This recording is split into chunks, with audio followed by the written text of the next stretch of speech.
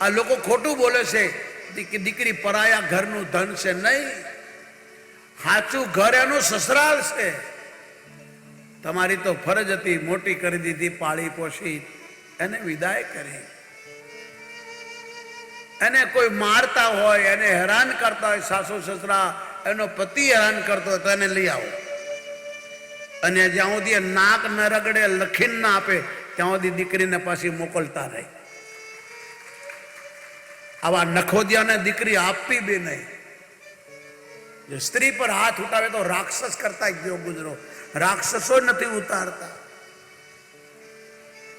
કોઈ દારૂડિયો હોય, જુગારીઓ હોય તો એને તમારી દીકરી આપતા નહીં. મારા બાપ એક સાધુ હાથ જોડીને પ્રાર્થના કરે. પૈસા વાળા જોઈને, સંસ્કારી રહી, શિક્ષકને જોઈને ના, સંસ્કાર જોજો. પૈસા વાળા હોય ને, ગાડીઓ હોય ને, બંગલા હોય, અને એને જો દીકરી આપશો તો દીકરી દુઃખી થશે. સંસ્કાર જોજો સાહેબ. આજકાલ તો લોકોને દીકરીઓ શહેરમાં જ આપવી છે, ગામડામાં કોઈને રહેવું જ નથી. યાદ રાખજો, વર્ષો પછી તમને ગામડાની જરૂર પડશે સાહેબ, પાછું આવવું પડશે. એટલી મોંઘાઈ વધશે, એટલી હેરાનગતિ વધશે, એટલો ત્રાસ થશે શહેરોમાં.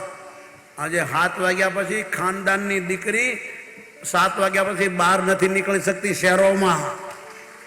તમે ભાગશાળી રાતના 2 વાગે ગામમાં ફરો.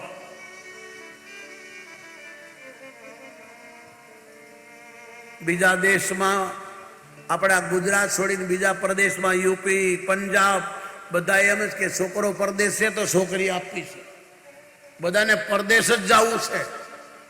અહીં જન્મ્યા, અહીં જ ખાધા, અહીં ભણ્યા ગણ્યા, અને બધા યુવાનો પરદેશ જતા રહેશો તો આ દેશનું થશે શું? પેલા લોકો તમારા દેશમાં આવે છે?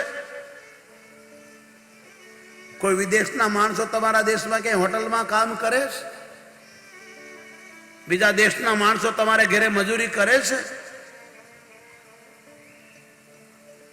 ભગવાન કોઈને ભૂખ્યો નથી રાખતો. ભલે પરદેશ જાઓ, પણ યાદ રાખજો, ભારત જેવો કોઈ દેશ નથી સાહેબ.